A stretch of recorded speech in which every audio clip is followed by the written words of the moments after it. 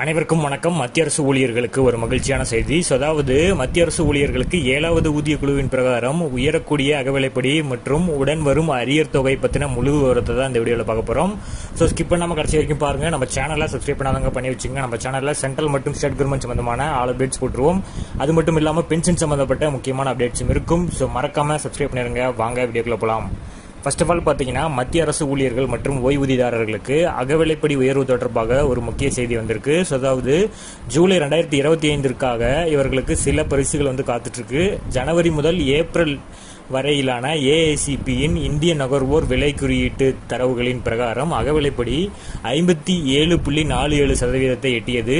இது போன்ற சூழ்நிலையில் வரும் நாட்களில் ஊழியர்களின் அகவிலைப்படி மீண்டும் ஒரு பெரிய ஏற்றம் காணப்படுகிறது. தற்போதைய போக்கின் பிரகாரம் அகவிலைப்படி 3% வரை உயரும் என கூறப்பட்டிருக்கு. 2 மாதங்களுக்கான தரவுகள் இன்னும் வரவில்லை. அதற்கு பிறகு உண்மையான எண்ணிக்கை பற்றி அறியப்படும். இந்த 7வது ஊதிய குழுவின் கீழ் ஊழியர்களோட அகவிலைப்படியில் 3% நேரடி அதிகரிப்பை பெற வாய்ப்புள்ளது. அதாவது மத்திய அரசு ஊழியர்களோட மொத்த அகவிலைப்படியும் ஓய்வூதியதாரர்களோட அகவிலைப்படி நிவாரணமும் 58% உயரும். இந்த ஏஐசிபி குறியீட்டு எண்கள் அகவிலைப்படி எவ்வளவு அதிகரிக்கும் என்பதை தீர்மானிக்கின்றன. ஜனவரி மற்றும் ஜூன் 2025ற்கு இடையேயான எண்களின் அடிப்படையில் இந்த ஜூலை 2025 முதல் ஊழியர்களுக்கு எவ்வளவு அகவிலைப்படி இருக்கும் என்பது முடிவு செய்யப்படும். இதுவரை பார்த்தோம்னா ஜனவரி, பிப்ரவரி, மார்ச், ஏப்ரல் மாதங்களுக்கான எண்கள் வந்திருக்கு. மே மாதம் இந்த எண்ணிக்கையும் ஜூன் மாதத்தோட இறுதியில் கிடைச்சிரும். இதுவரை 7வது சம்பள குழுவின் கீழ் வரும் மத்திய அரசு ஊழியர்கள் 55% அகவிலைப்படியினை பெற்று வருகின்றனர். இப்போது இந்த அகவிலைப்படி ஜூலையில் அதிகரிக்கும். ஜனவரி குறியீடு எண் 143.2. அடுத்ததா பாத்தீங்கன்னா, இதன் காரணமாக அகவிலைப்படி எவ்வளவு ஏறிச்சுன்னா 56.39. பிப்ரவரி மாதத்துல 142.8, மார்ச்ல 143, ஏப்ரல்ல 143.5 புள்ளிகளாகவும் இருந்திருக்கு.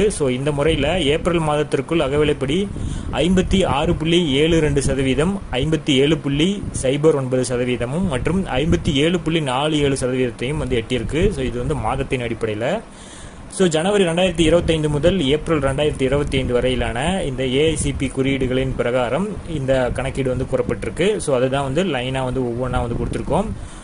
ஊழியர்களுக்கான இந்த அகவிலைப்படி திருத்தம் ஜூலை 2025 முதல் செயல்படுத்தப்படும். ஆனால் அது செப்டம்பர் அல்லது அக்டோபர் மாதத்திற்குள் அறிவிக்கப்படும். ஜூன் மாத எண்ணிக்கை ஜூலை மாத இறுதிக்குள் வரும்.